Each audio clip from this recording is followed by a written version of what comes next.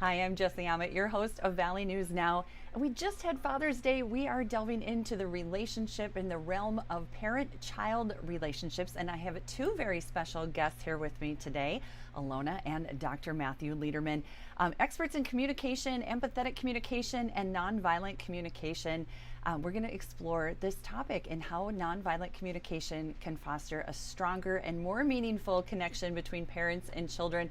And thank you again so much for joining me. We have Dr. Lederman, you are in Israel, correct, right now? That is correct. And Alona, where are you? And please give me your full title. So I am a family physician, so Dr. Alona Polday, and I am in Northern California right now. Wow. And we are in Fargo, North Dakota, and it is not snowing. It is hot today. Well, I again thank you so much for your time today. And so I'd like to dive right in. Can you share with us some of the fundamental principles of nonviolent communication and how we apply that in parent-child relationships? Yes, so the fundamentals is focusing on the connection more than telling somebody what to do or what not to do, what's right or wrong. And through that connection, you care about each other and contribute to meeting each other's needs in a way that works for everybody. So it's not permissive, it's about caring about each other and getting everything met or done or accomplished through that caring.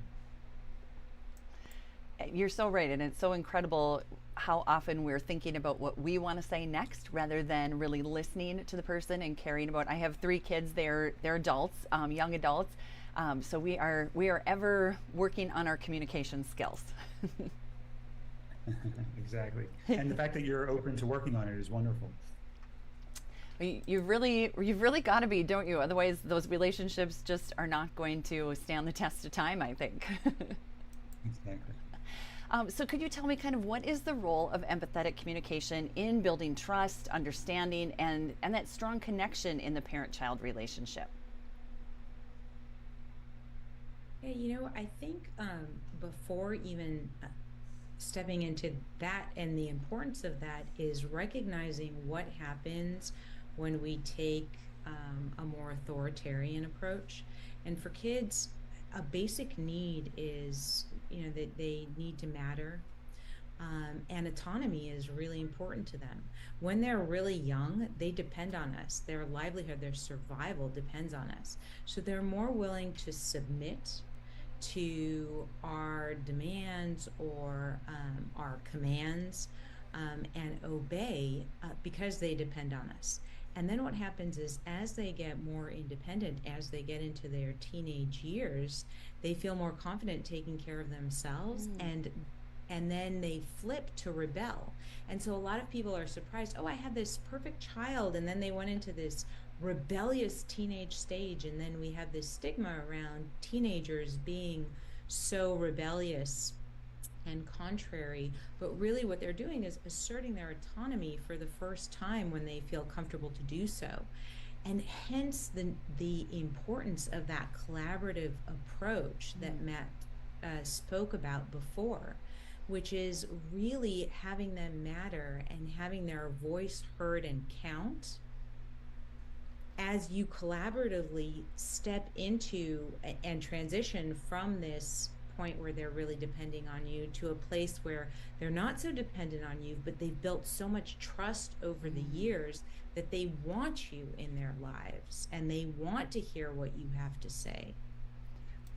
Wow, that is really key. If we can get to that, I feel like it is not really a natural process, though I think it's hard for kids. Like you said, we tend to think that they're rebelling and, why is my compliant child all of a sudden fighting me on everything? So I really want to hear about what are some practical tips to actually get into this? How can we do this in our day-to-day conversations with our kids? Well, the first step is to get a resource where you can start learning this new way of interacting with people. Because like we said, it's not about letting the kid do whatever they want. It's not about being authoritarian and doing only what the parent wants. It's about being collaborative and meeting everybody and making sure needs are met. So there's a process of learning about that. And that, our book, Wellness to Wonderful, goes through a wonderful amount of that and can help people But the basics are learning the steps, almost like you would learn a new language. Interesting. That's a great way to put it, like learning a new language, because that is really what it is.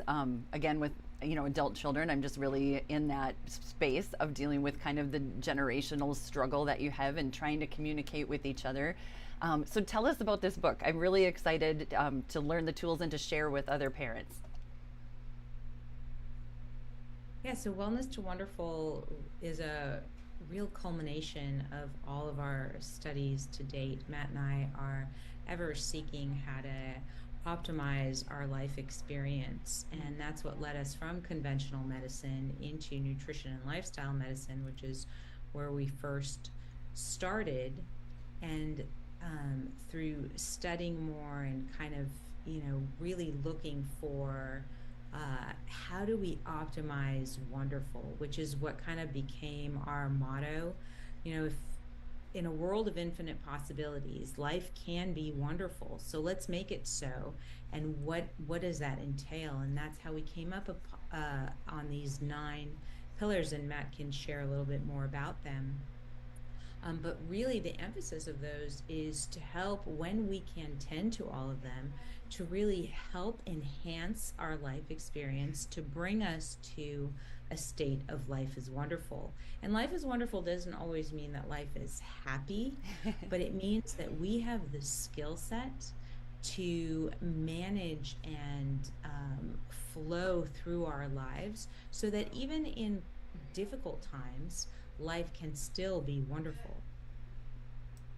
That is the hugest life lesson. If we could all really grab a hold of that, right? And like you said, life isn't always happy, but it can be wonderful, and we can learn how to flow in it. So I am, again, just so thrilled to have you guys on today to share this information on how do we get there? How do we do that? How do we start? Well, this first step, I mean, I would recommend reading our book, and I'd recommend, Yes. or you can visit our website, weheal.health, and start to see if this resonates with you. And if it resonates, it's a lifelong journey. We're still on it, and life can be wonderful. And that's really exciting. Even like Alona said, when, just today I was dealing with some sadness with my daughter and some anger. And I said, hey, I'm okay with your sadness and anger. Let's do that together so you don't have to hold that alone. And we were able to connect through that. And it was really wonderful, even though she was feeling really sad and angry. And that to me is the joy versus trying to avoid her sadness or cheer her up or pretend it's not there. And when you learn these skills, you can become very comfortable with all of the emotions. And in that state, life is wonderful. And the good news is why doctors are talking about this is that also the disconnection is an independent risk factor for disease. Physical health is affected. Inflammation, disconnection is pro-inflammatory. It makes us less able to fight viruses. Wow. So it's really important to your physical health as well.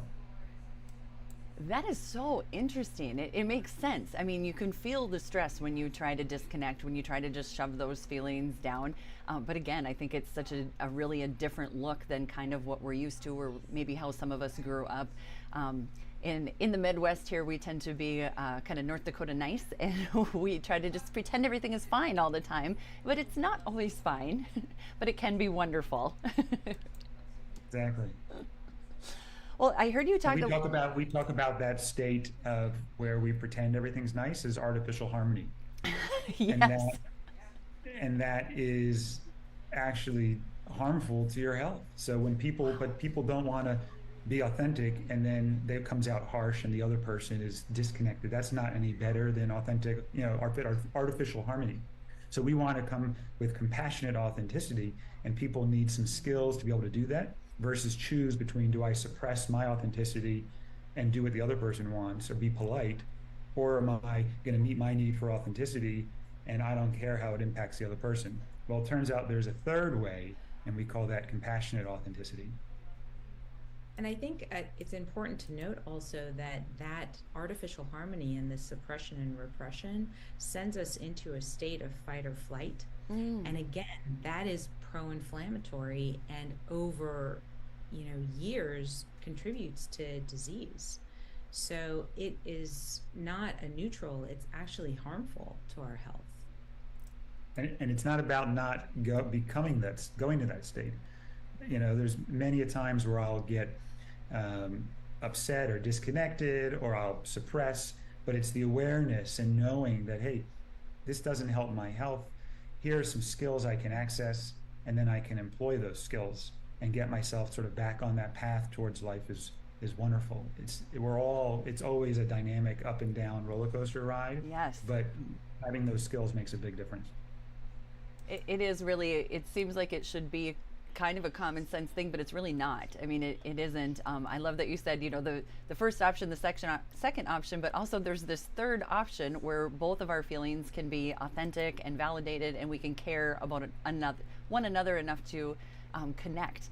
I heard you talk a little bit about nutrition, and I know we're kind of on the subject of communication, but if you have time, I would love to hear about those portions of maybe your study as well. Yeah, so the 9 pillars kind of connect them all. The diagram is an infinity loop, and it's very intentional because everything kind of ebbs and flows and is interdependent.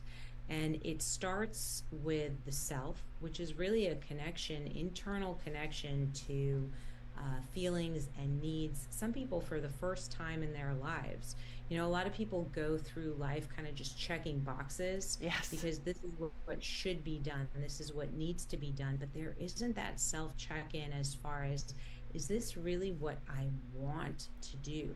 And is it really meeting my needs? And simple examples like, we know that movement is an important need, but a lot of people will check the box. I have to go to the gym.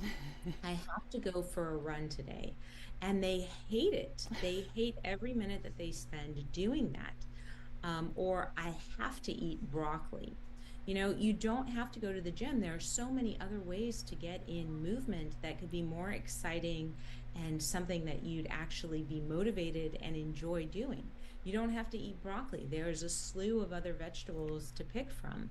So when we get caught up on those lists of I shoulds, we really disconnect from ourselves. And so the first pillar is really an opportunity to reconnect to yourself and find out. We do this and we have that in Wellness and Wonderful. At the end of the book, there's an appendix on feelings and needs. What am I needing in the moment? How am I feeling? And then what are the strategies that can meet those needs? And from that, we go to what we call the internal world, which is internal resourcing and regulating of the self. And that's through nutrition, it's through activity, it's through sleep, and it's through play, which a lot of adults have forgotten to do as well, and is really contributing to good health.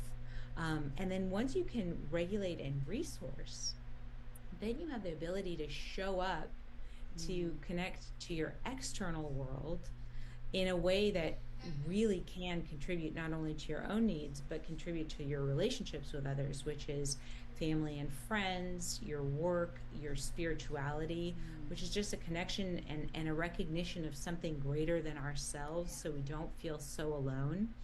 And then a connection to the natural world, which is all our plants and animals and humanity. Oh, really wonderful, wonderful. I just wanted to point people, you said it as best as it can be said, so I just want to point people to where they can get more information, where they can learn more about you, and start this journey to wonderful. Yes, I love that, and it's a wonderful journey, and life is so much more wonderful just deciding that you want to go on it. It's not even about a destination and getting there. And that you can go to weheal.health is our website, and our book is Wellness to Wonderful. It's available in print and Audible or audio and ebook version. Thank you both. And I can tell you, yes, go ahead. I can just tell you that it's even the little steps that you can make in your lives to get closer to wonderful, and it really has a rippling effect and a huge impact, and absolutely worth the investment. That is exactly it. It is worth the investment in yourself. So much of what you said just resonates with me, and I know resonates with so many people that we go through our lives kind of trying to check these boxes.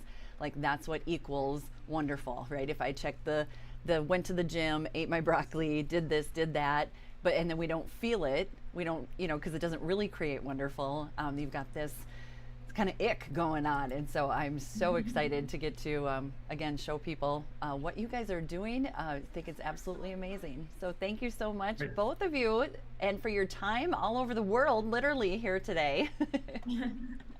Thank you. I Thank you so appreciate it. much. Yes. You guys have a wonderful day, and we will be joining you on this wonderful journey. Hey, Sounds take great. good Thank you care. so much. Thank you. I'm Jessie Ahmed, host of Valley